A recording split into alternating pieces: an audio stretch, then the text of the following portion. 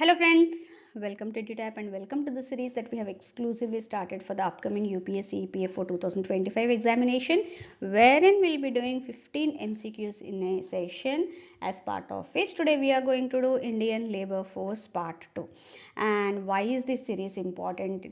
देखिए 120 questions out of 120 questions in the UPSC EPFO exam, be it APFC और ए और EO examination दोनों के लिए भी at least 15 plus questions are asked from the labour laws and in the industrial relations IR से and given the number of questions you can see the very good number and अच्छा weightage भी है and good scoring potential because अगर आप सही तरीके से basic level भी इसका आप सही से प्रिपेयर करोगे and then you practice well all those questions तो डेफिनेटली 10 प्लस क्वेश्चंस तो आराम से आप कर ही लोगे and that will add no एक मार्क का एक वैल्यू जो होता है that here you can understand so if you really want to score high in either APFC or the A or EO examination, I suggest you to go through these sessions regularly because जितना भी content हम लोग cover कर रहे हैं यहाँ पे that we are all doing in the form of MCQs and explanation. देर पे आपका revision भी हो जाएगा and practice भी हो जाएगा. And moreover we are expecting the UPSC EPFO 2025 notification very soon. तो आपके लिए बहुत beneficial रहने वाले हैं. So without wasting much time, let's get into the session. So the first question, consider the following statements regarding casual labor in the unorganized sector. उनके क्या characteristic features है? Casual laborers typically lack social security benefits and do not have a regular job contract. This is very much true. उनका कोई regular job contract नहीं रहेगा. So regular नहीं है तो obviously उनके कोई social security benefits भी नहीं रहेंगे. The majority of casual laborers are employed in the agriculture sector followed by the manufacturing and service sectors and this is also very much true. सबसे ज़्यादा casual laborers आपको agriculture में मिलेंगे क्योंकि वो बिल्कुल seasonal रहता है. ठीक है. So ये भी ट्रू है. द राष्ट्रीय Swasthya Bima Yojana provides health insurance coverage to unorganised sector workers below the poverty line. Yes this is also very much true. उनके लिए ये एक गवर्नमेंट ने ये लॉन्च किया था सो दैट उनको एक हेल्थ रिलेटेड बेनिफिट मिल जाए. The Unorganized Sector Workers Social Security Bill 2007 was introduced to provide social security to workers in the organized sector. Yes, this is also true. ये उनके लिए specifically launch किया गया था, start किया गया था, so as to provide some social security to the even to the unorganized sector workers. उसी के बेसिस में कई सारे स्कीम्स भी लॉन्च हुए ताकि उनको पेंशन भी मिले, उनको एक बीमा एक इंश्योरेंस टाइप का भी मिले. Based on all these only they have been launched. So here all these statements are true.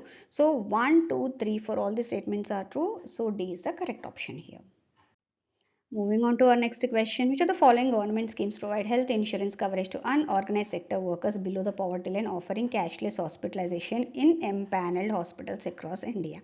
So अभी थोड़ी देर पहले ही हमने ये डिस्कस किया था and it is none other than the राष्ट्रीय स्वास्थ्य बीमा योजना. आयुष्मान भारत योजना भी है बट वो एक्सक्लूसिवली अनऑर्गेनाइज्ड सेक्टर वर्कर्स के लिए नहीं, सभी के लिए है, जो those who are poor, right? So please ना क्वेश्चन के हिसाब से, so here the based on the question that is asked, C बहुत सही fit बैठता है as per the question that is asked. So here we are looking at the health coverage exclusively for the unorganized sector workers, which says कि राष्ट्रीय स्वास्थ्य बीमा योजना उनके लिए available है. So here C is the correct answer. So another chief characteristics of Indian labor in the context of the Indian labor market, which of the following statements accurately describes the impact of the caste system on occupational choices.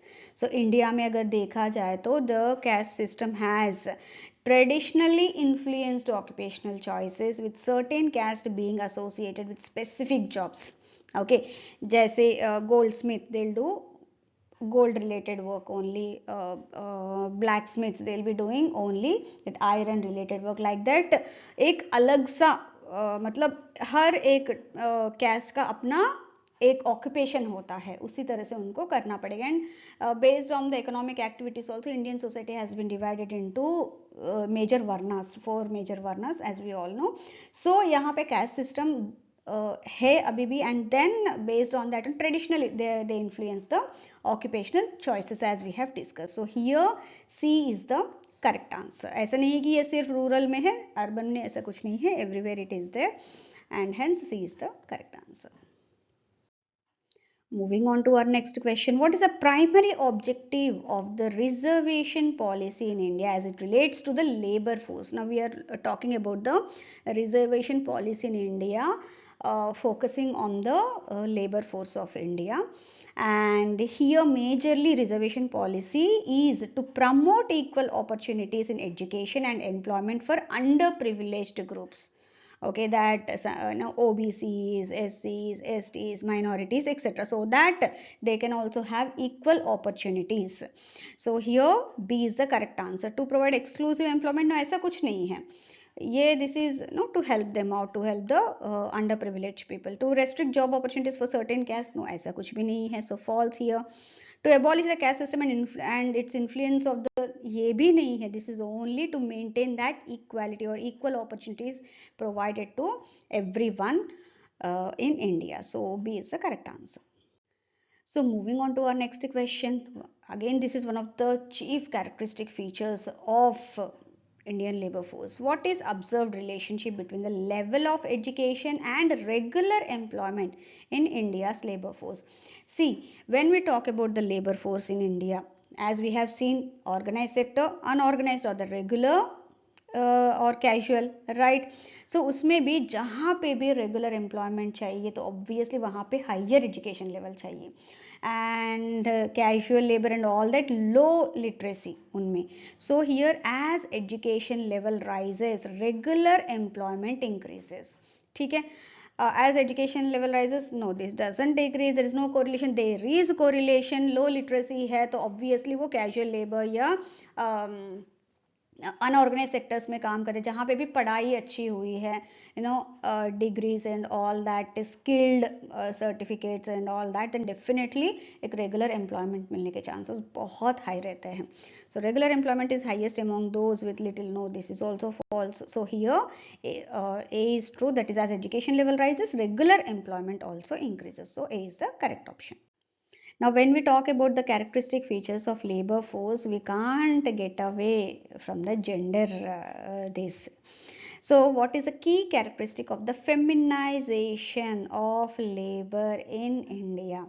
Increased participation of women in formal full-time employment, ये है, लेकिन अभी उतना नहीं है when compared to the informal jobs or temporary jobs. Why? Because of still low literacy rates in women in India. So ये false है. दो देखने में बिल्कुल सही लग रहा है, but still if you look at the data, statistics, etc., based on the 2011 data ही देखेंगे, this is false comparatively.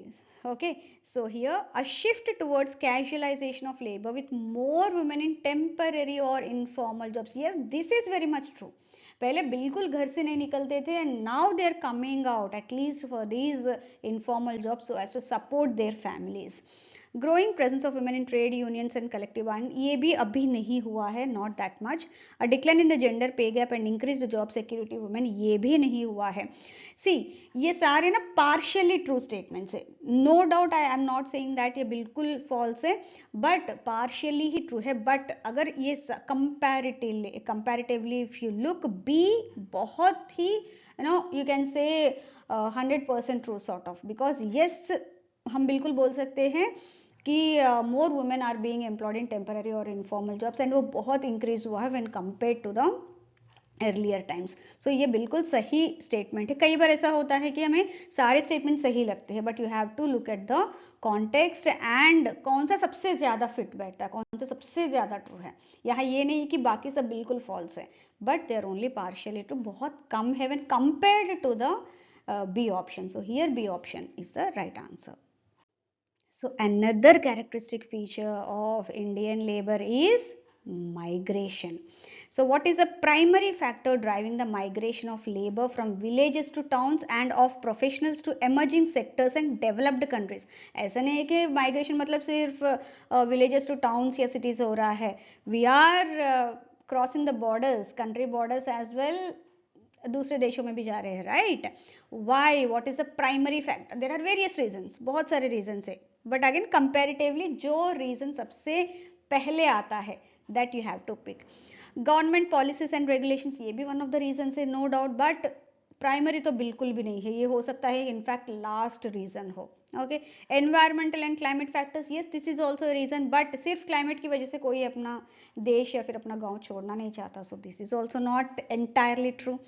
Social and cultural factors, ये भी हो सकता है, बट उसकी वजह से इतने सालों से जहाँ है they can't leave their roots and go, right, in search of better career opportunities and higher earnings. ये सबसे बड़ा रीजन है for the migration, both internal और external. So C is the correct option here. So again आप बाकी options भी देखेंगे तो यस वो भी ट्रू है, नो डाउट, लेकिन प्राइमरी फैक्टर मतलब सबसे इंपॉर्टेंट फैक्टर, ये सबसे इंपॉर्टेंट जो फैक्टर है that drives the migration, that is in search of better career opportunities and higher earning. So here C is the correct answer. So जब भी कोई क्वेश्चन होता है, कई बार ऐसा होता है कि you feel like all the options are correct, but you have to you know discard जो बिल्कुल पार्शियली टाइप के हैं, and accordingly you have to arrive at the final option. Now coming to the next question, again this is also one of the important features of Indian labor force. What is a primary indicator that absenteeism rate among the workers serves as in an organization? सबसे important primary factor कौन सा है that is leading to this highest level of you can say absenteeism and all that. Level of workers fatigue and physical health, this is also one of the factors but not completely that. उसके लिए वो leave ले सकते हैं and again वापस आ सकते हैं, all that they can do, but this is not the sole reason. Effectiveness of organizational training programs, ये नहीं है उसकी वजह से absenteeism, no. Quality of management and employee relationships, ये भी नहीं है क्योंकि दे हैव टू वर्क, अब सैलरी मिल रही है तो दे हैव टू वर्क, वहाँ रिलेशनशिप कैसे भी हो that they have to manage and work, right. So ये भी नहीं है, अगर कुछ है तो they have to resolve that. So ये भी नहीं है, सो ये भी फॉल्स है, ये पार्शियली ट्रू है, ये फॉल्स है, ये फॉल्स है. Level of job satisfaction, morale and commitment to job, ये है, कुछ इसमें पर्सनल भी है कुछ प्रोफेशनल भी है, बट यस अगर जॉब सेटिस्फैक्शन बिल्कुल भी नहीं है तो वो इंटरेस्ट ही नहीं होता, वो मोटिवेशन ही नहीं आता है, right.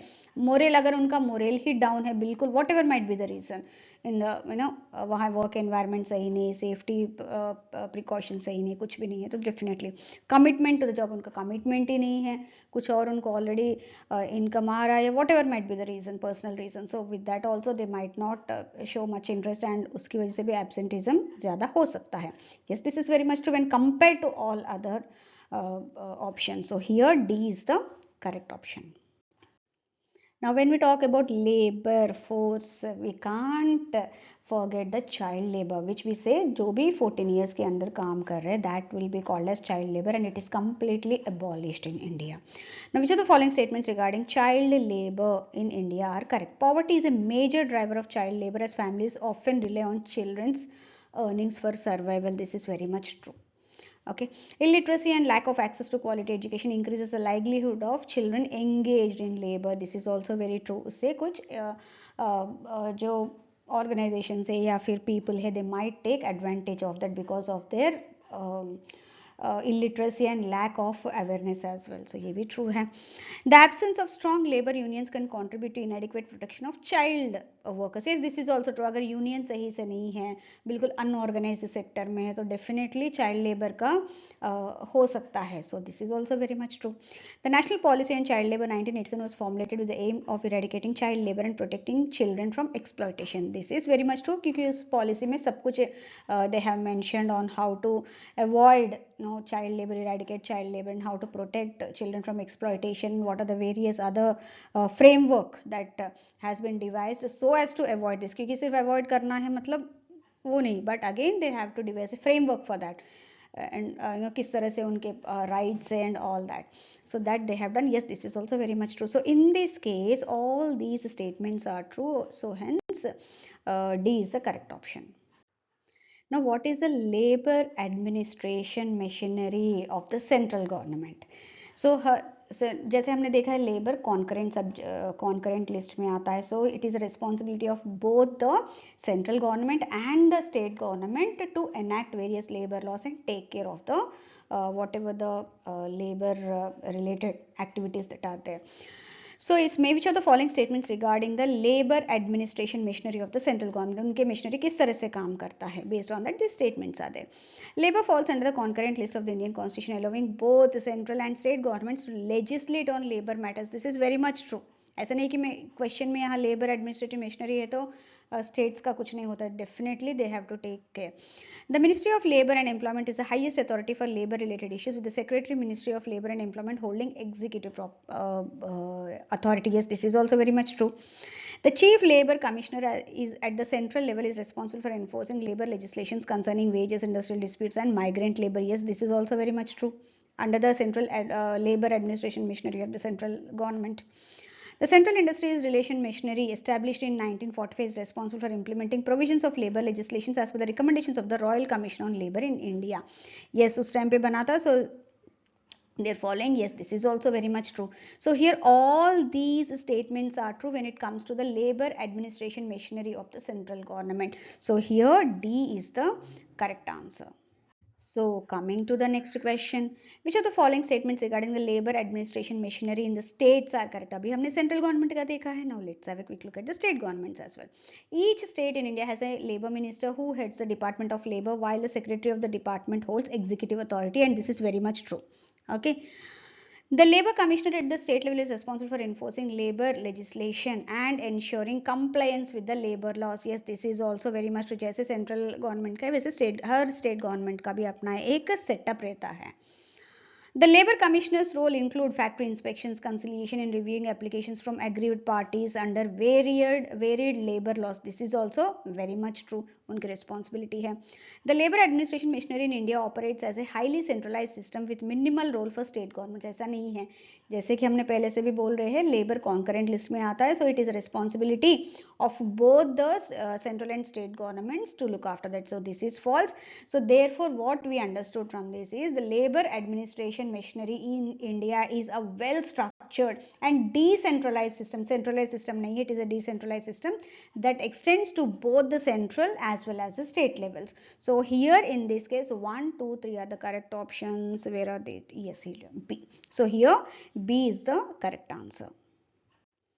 So moving on to our next question. Which of the following statements regarding the Director General Factory Advice Service and Labour Institutes are correct? देखते हैं. Now DGFASLI is responsible for conducting inspections related to occupational safety and health issues in industries across India, and this is very much true because it's like a watchdog for the safety and health of workers in India. So definitely वो responsibility है. The headquarters of DGFASLI is located in New Delhi with regional offices in Chennai, Kanpur, Kolkata and Faridabad. Actually ये इसका head office है मुंबई में and regional office एक ही है इसका and that is in Faridabad. ठीक है, so ये statement false है. The Central Labour Institute is also located in Mumbai along with DGFASLI headquarters, and this is very much true क्योंकि वो वहीं पे है and again it works towards the labor force in India. ठीक है, and the activities of this DG, that is Directorate General Factory Advice Service and Labour Industries, it is like mainly for framing policies, plans and executing the programs that pertains to the safety, health and welfare of the workers in various industries in India. So it is primarily involved in policy formulation, planning and execution of programs related to worker safety, health and welfare. This is very much true क्योंकि वो उनका काम ही है and they are like the safety guardian, making sure that all the workplaces in these industries they follow all the rules thoroughly to keep the workers well and secure in the most जो भी safety conditions, health conditions, hygienic and all that they have to do, so that they'll be looking into. So yes, so 1, 3 and 4 are true, so here B is the correct option. Yes. So friends, hope you have liked this session. So before winding up, एक छोटा सा announcement है. EduTap अभी कुछ courses offer कर रही है for all those who are targeting UPSC EPFO APFC के लिए भी and EO and AO के लिए भी for the year 2025. Now उसमें 3 तरह के courses वो offer कर रहे हैं. 3 डिफरेंट सेट्स ऑफ स्टूडेंट्स के लिए। जैसे सबसे पहला था मास्टर कोर्स, ये उन बच्चों के लिए बेनिफिशियल रहेगा जो बिल्कुल अपना प्रिपरेशन अभी स्टार्ट कर रहे हैं, या फिर और for those students who are looking out for the content, जितने भी सब्जेक्ट्स हैं इस एग्जाम के लिए वो सारे एक ही जगह पे उनको चाहिए। एंड हियर उनके लिए बेस्ट है, क्योंकि इसमें हर सब्जेक्ट का आपको कंटेंट मिल जाएगा in the form of PDFs, recorded videos, chapter quizzes, practice questions, test series, strategy sessions, what not, you'll get everything। And every week, every Thursday Kuldeep sir खुद एक सेशन लेते हैं, एंड किस तरह से इतना कंटेंट को आप अच्छे से अपने प्रिपरेशन में यूटिलाइज कर सकते हैं, and all that he will be guiding you, and along with that जो भी आपके डाउट्स है वो सब भी क्लैरिफाई करते रहेंगे। Next comes test series plus. इसमें क्या, कुछ बच्चे ऐसे होते हैं कि कुछ सब्जेक्ट्स खुद से पढ़ लेते हैं, जैसे कि कुछ रीजनिंग क्वांट हो गया, बट कुछ सब्जेक्ट्स जैसे labour laws and industrial relations या पॉलिटी, उस तरह से वो सोचते हैं कि कहीं पे कंटेंट मिल जाए तो अच्छा है। ये उन बच्चों के लिए बहुत सही है। Here you will be getting individual subject, जो भी सब्जेक्ट्स का है content in the form of PDFs, videos, chapter quizzes and all that, along with that practice questions for all the subjects, वो भी मिल जाएंगे। नाउ थर्ड आता है आपका टेस्ट सीरीज। नाउ इसमें ये उन बच्चों के लिए बहुत बेनिफिशियल रहेगा जो ऑलरेडी अपना प्रिपरेशन स्टार्ट कर चुके हैं या एक बार ऐसे एग्जाम भी दे चुके हैं, and now they are looking out, preparation बिल्कुल हो गया उनका, but now they are looking out for some practice questions and all that, और रियल एग्जाम फील लाने के लिए कुछ mock test and all that. For them this would be the best option. So if you have any doubt related to any of these courses, you can always reach out to the team, any of the team members, and get your doubts clarified, so that you can make an informed decision for purchasing these courses. Thank you very much for being with me so patiently and hope to see you all soon with another session. All the best and thank you once again.